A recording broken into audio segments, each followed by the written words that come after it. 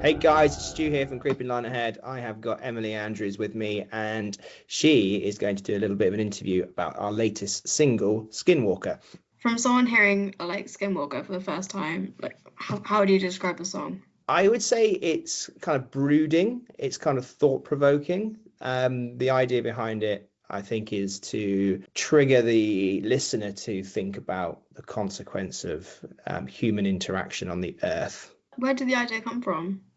Well, it was actually Christian, our bass player. So he came up with the idea of Skinwalker, which is a American Indian legend. He came to the table with some music ideas, explained what a Skinwalker was, and then Matt took that away, went to write some lyrics on it. He did a little bit of research on the fable of Skinwalker, and yeah, that's how it started. Did Skinwalker like start on the guitar and like what was the first part like you wrote? Well, it was actually all done on bass originally. So Christian came up with bass parts. He also recorded a lot of the guitar parts as well. I would say it was like 70% a song. And what we did with it is we kind of listened to what he presented. We sort of pulled out the best bits in it, and then we kind of refashioned it into a song that had a sort of coherent structure. But it was actually Christian that came up with the vast majority of it, and then Matt came to the table with the lyrics and the melody over the top. From that, was it more riff driven or was it built around a chord progression? Um, Definitely was kind of riff based. The song's quite interesting. It has fairly quiet verses where it just has, like, from a guitar perspective, like some supporting chords that outline the harmony. It's got like a driving bass line that sits underneath it. And then as the song builds, the guitar gets more aggressive, it becomes louder and yeah, much more impactful. Were you deliberately like using tension or like darker harmonies to create the mood of the song like in the guitar parts? Yeah, absolutely. So I think for themes of climate disaster, themes of shape shifting witch folk, definitely need some darker tones. Yes. Hence why, yeah, we kind of lent into minor keys, we lent into Phrygian modes. They invoke those darker feelings. Is there a moment in this song where you came up with something in the guitar that maybe some listeners won't realize, but you're like, I put that in there?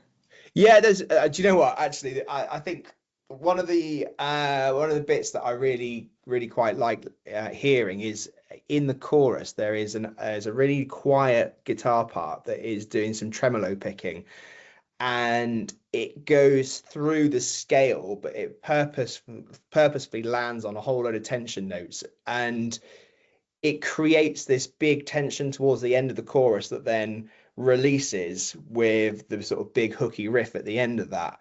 Yeah. And if you're not listening, you can hear it creating that tension, but you don't know where it's coming from unless you listen out for it. So it's really, really subtle, but I love it.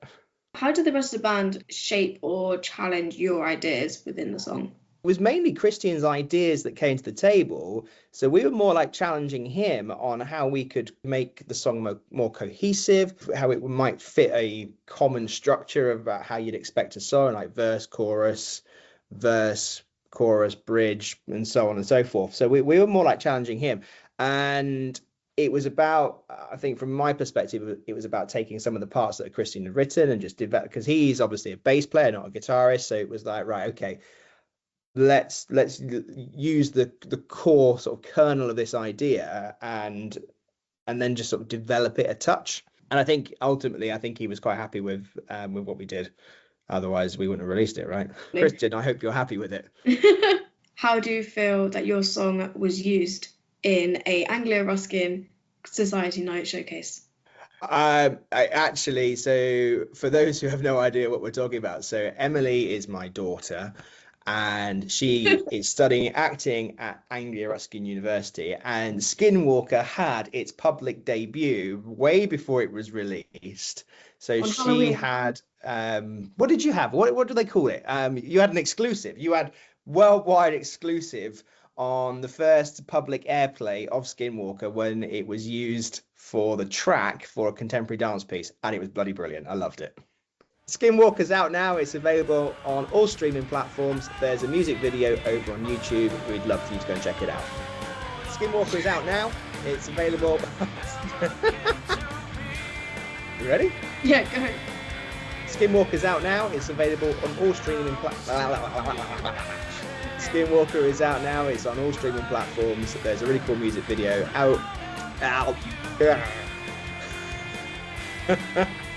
Should we do it again? Yeah.